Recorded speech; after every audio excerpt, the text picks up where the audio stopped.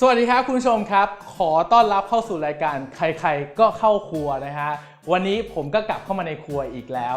วันนี้ผมก็มีเมนูมาฝากคุณผู้ชมอีกแล้วเมนูนี้มีชื่อว่าปลากระพงต้มบ๊วยครับเดี๋ยวไปดูวัตถุดิบและส่วนผสมก่อนจะไปลงมือทำกันครับสำหรับเมนูปลากระพงต้มบ๊วยนะครับก็มีปลากระพงหั่นเป็นท่อนๆแบบนี้เลยแล้วก็ขิงแก่ครับหมู3ชั้นซอสพื้นฐานนะครับซอสพื้นฐานในสูตรนี้ประกอบไปด้วยซอสปรุงรสน้ำตาลทรายและน้ำมันหอยนะครับย้อนกลับไปดูคลิปที่มีชื่อว่าซอสพื้นฐานได้เลยอันนี้บ๊วยดองนะครับล้างสะอาดแล้วก็เอาเม็ดออกครับขิงหั่นแว่นต้นหอมหั่นท่อนรากผักชีสับกระเทียมสับครับพริกไทยป่นพริกชี้ฟ้าแดงนะครับหั่นสลับขิงอ่อนซอยใบขึ้นช่ายครับและสุดท้ายน้ำสต๊อกไก่นะครับเราดูส่วนผสมเสร็จแล้วเราไปลงมือทำกันต่อเลยครับครับสำหรับขั้นตอนแรกในการทำปลากระพงต้มบ๊วยนะคุณผู้ชมผมบอกเลยปลาที่ผมไม่ได้ฆ่าใหม่ๆผมซื้อมาฉะนั้นผมไม่ชัวร์มันจะมีกลิ่นคาวเปล่านะผมมาต้มแยกดีกว่าทีนี้วิธีการต้มผมจะต้มไปพร้อมกับขิงนะครับต้มในน้ำขิง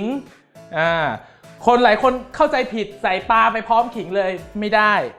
นะครับเอาใส่ขิงลงไปในน้ำก่อนแล้วต้มก่อนให้กลิ่นขิงมันออกมาก่อนนะแล้วคราวนี้เราถึงจะเอาปลาลงไปต้มรอแป๊บหนึ่งเดี๋ยวกลับมาดูใหม่ครับ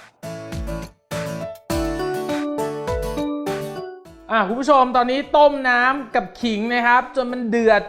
ทิ้งเอาไว้เลยจนให้รสขิงออกมาผสมอยู่กับน้ำนะเดือดจัดเลยนะและใส่ปลาไปครับไม่ต้องคนอะไรมันเลยแค่ใส่ลงไปเฉยๆนะเสร็จเรียบร้อยแล้วหลีไฟครับเพราะอะไรถ้าคุณผู้ชมไม่หลีไฟนะปลามันก็จะแตกเพราะว่ามันเป็นชิ้นใหญ่ใช่ป่ะมันไม่ใช่ลวกจิ้มนะไม่ใช่ลวกจิ้มเราต้องการต้มให้มันสุกในน้ำที่มันอุ่นๆไม่ใช่อุ่นสิน้ำที่มันร้อนแต่ไม่ร้อนถึงขนาดเดือดจัดให้มันค่อยๆสุกนะรอปลาสุกเดี๋ยวมาดูต่อครับตอนนี้ปลากระพงสุกแล้วจะรู้ได้ไงว่ามันสุกกับมันอยู่ในหม้อใช่ป่ะเอาซ่อมคุณผู้ชมแทงลงไปในเนื้อปลากระพงเบาๆนะเพราะเราไม่อยากให้มันแตกใช่ป่ะถ้าแทงลงไปปุ๊บมันแทงลงไปได้ผ่านลงไปได้นะครับแสดงว่าข้างในนั้นสุกแล้วแต่ถ้ามันยังไม่สุกคุณผู้ชม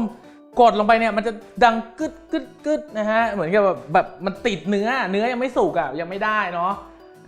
หรือจะใช้พวกไม้เสียบลูกชิ้นก็ได้แทงไปในเนื้อนะครับแล้วก็มาเทสดู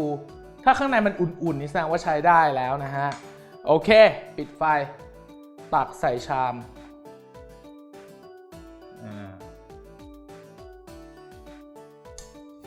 และเดี๋ยว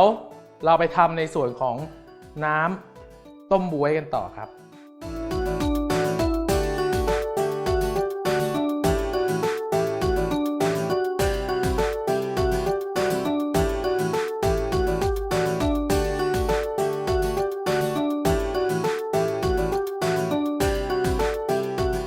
ขั้นตอนแรกของการปรุงน้ำปลากระพงต้มบ๊วยง่ายๆครับน้ำสต๊อกใส่ลงไป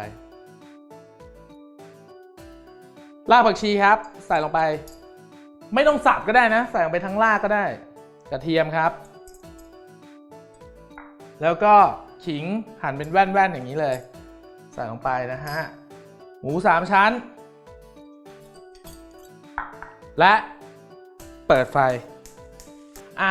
เปิดไฟต้มให้เดือดนะครับแล้วก็ต้มทิ้งไปอย่างเงี้ยประมาณ10 นาทีเดี๋ยวค่อยมาปรุงรสกันครับ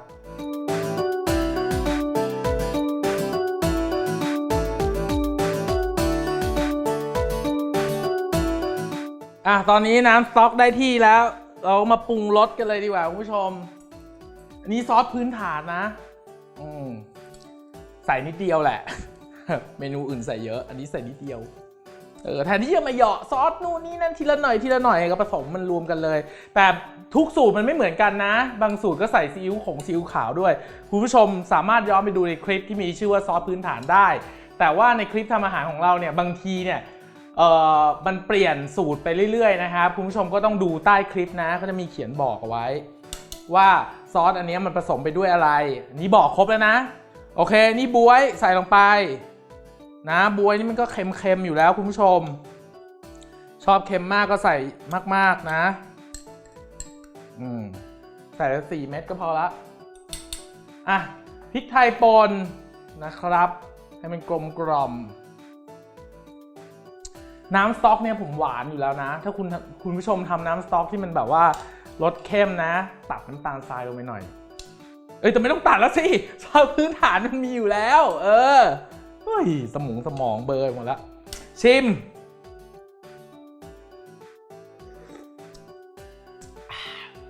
ร้อนแต่ว่าอร่อยโอเคไปเสิร์ฟเลยครับ